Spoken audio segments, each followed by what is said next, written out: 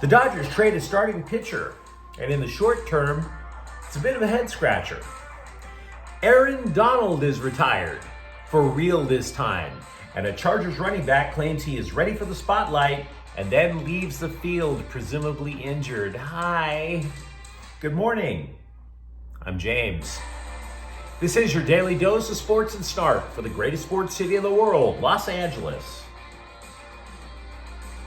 This is the faithful Angelenos Morning Report. So it is July 27, 2024. Welcome back to the Sanctum Sanctorum of LA Sports. It's a lovely day and I can't wait to get some air. But in the meantime, if you like being in the know about LA, clickety-clack the like button. Clickety-clack the subscribe button. There's a notification bell. Hit that. It'll let you know when we drop new content. Sharing is caring. Let people know we exist. So by all means, comment. Now, before we go through the news and notes, we'll look at the scoreboard. Holy. Houston 5, Dodgers 0. Look, let's be real. The Dodgers simply didn't play well at all. And as if we did not know that Houston would have an advantage by cheating. All three starters that the Dodgers are going to throw out on the bump this weekend are rookies. Brace yourself. There's going to be a little turbulence. Meanwhile, LAFC 3, Tijuana 0. Christian Oliveira scores twice in the Leagues Cup opener. Angel City 2, Bay City 0. Claire Emsley scored for Angel City, which is 2-0 in pool play in this Liga MX summer tournament thing. Meanwhile, today, the Dodgers are at Houston at 4. Justin Robleski is 0-1 with a 4.40 ERA. Ronel Blanco, 9-5 with a 2.75 ERA. And what do you say we get to the news? The Dodgers have traded starting pitcher James Paxton to Boston yesterday. And in return, they get minor league infielder Moises Bolivar. Now, you might have been fantasizing about the Dodgers utilizing Paxton as an asset in a blockbuster trade. I have been fantasizing about Paxton being an asset that the Dodgers utilize in a blockbuster trade. So I hear you. I do. After all, the Dodgers spent more than $1 billion this offseason to try to upgrade the team, and to put it politely, they're an incomplete baseball team. I mean, everything after the 5-hole in the offense, and it drops like you would see looking at your cryptocurrency account. It's bad. And we mentioned a moment ago, 3 rookies starting on the mound this weekend for the Dodgers. So they are definitely wanting in reliable starting pitching, and yet they trade away Paxton, who was somebody who actually was taking the bump every 5th day.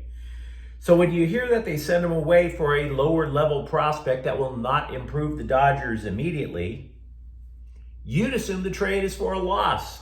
I mean, Paxton wasn't spectacular, but when you consider that the pitching staff looks like it's been riddled with more bullets than Sonny Corleone at the toll booth in The Godfather, it was actually kind of a relief knowing that Paxton was going to be taking the bump every 5 days. But the peeps back east, by the way, are like, well, you know, Paxton's ERA isn't better than it was when he was with Boston, and his fastball is dipping. In other words, people back east are talking about this trade as if the Dodgers won it. Now, that's probably one of the reasons we should not necessarily hang an L on this deal.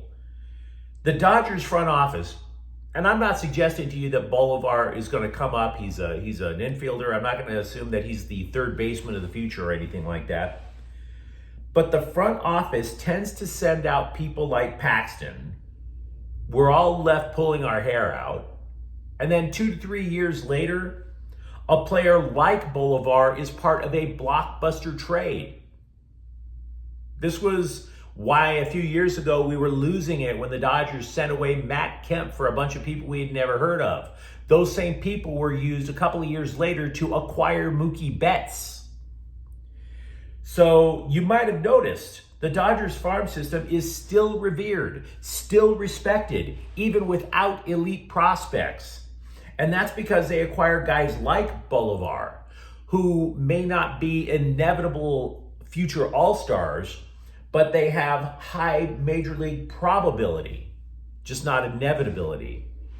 So I don't like the trade, but I wouldn't be too surprised if in a couple of years we're all like, hey, look who we got for that guy. Got to be patient sometimes. The Dodgers were shut out yesterday for the first time in almost 2 months. One of the factors that hampered the Dodgers offense yesterday, Freddie Freeman left the team. He returned to Los Angeles to be with his family. His son, Maximus, side note, tremendous name for a kid. Give props to Freddie Freeman and his wife for that. I mean, you hear about celebrities naming their kids goofy things like Apple, Blanket, Banjo, Flatulence, Seepage. The list goes on, right? Maximus Freeman is a tremendous name, but I digress. Maximus contracted a virus during the All-Star break, and if it doesn't get better, the kid has to be hospitalized. So Cavan Biggio started for Freeman. I'm sure you will be shocked to learn that Biggio went 0 for 4 to drop his average into the 190s. Stunning. Over with the Rams, Aaron Donald's retirement is official. And if you think the American legal system takes forever to do something, consider that Donald said he was retiring back in March.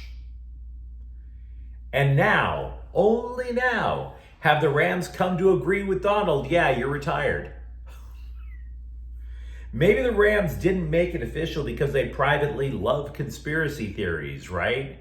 They just loved having all the scribes saying, hey, maybe he's going to make a comeback. Because you know what the scribes were writing? Hey, maybe he's going to make a comeback. Meanwhile, Rams fans like myself were like, no, he really doesn't seem to want to play.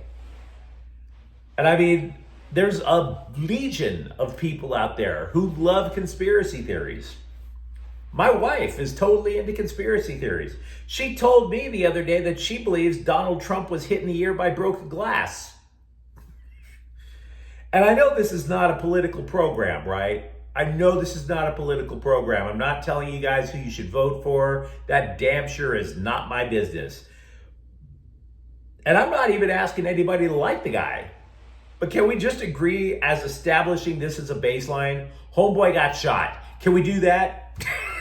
Can we at least establish dude got shot? There are some conspiracy theories I will let you enjoy yourself with, but Aaron Donald did in fact retire and homeboy got shot. Those are the two that I'd really like to be taken off the table, please. Also with the Rams, following injuries to cornerbacks Darian Kendrick and Darius Williams, the former, Kendrick, has a knee injury that's going to sideline him for the entire year. The Rams went out and signed former Detroit cornerback Jerry Jacobs. Now, there were a lot of defensive backs out on the market, including a guy with the Rams last year, Kilo Witherspoon. Jacobs, however, picked off a career-high 3 passes last year, and he was coached by current Rams assistant Aubrey Pleasant. So theoretically, Pleasant put in a good word for the guy. Jacobs is also considered a sure tackler. Now, he does have a downside. He was penalized 9 times last year. Either way, I don't want to sell you on an idea that this guy is the solution. The Rams were looking at their defensive backfield and they were seeing potential because there was depth. Kendrick blasted out his knee, true, but he wasn't part of the first string. They like the depth in defensive back. They're simply trying to keep it. Kyron Williams told the LA Daily News that going into last season, he was just absolutely crushing it in the gym. And man, does that make me long for the days of my youth when I was doing the same. 3 workouts a day. He was trying to show the coaching staff that he would be ready to shoulder the workload of being a lead back. And he produced big results, obviously, that helped lifted the Rams to a surprise playoff berth. Believe me, they needed him to be the every down back. The effectiveness of the Rams' running game chewed up a lot of game time, and that in turn kept a rebuilt and experienced defense from being exposed often. The trade-off, though, Williams missed time to injury twice. the second time he broke his hand during the Rams' playoff loss in Detroit.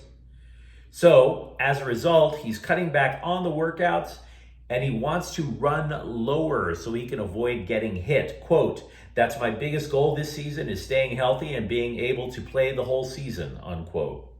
And the Rams lining up the sixth largest offensive line in the league, Williams loves it. Quote, "It allows us to be more athletic. We're not scared to put our lineman one-on-one with a linebacker because we know we can get the job done," unquote. Awkward news for the Chargers. Running back J.K. Dobbins.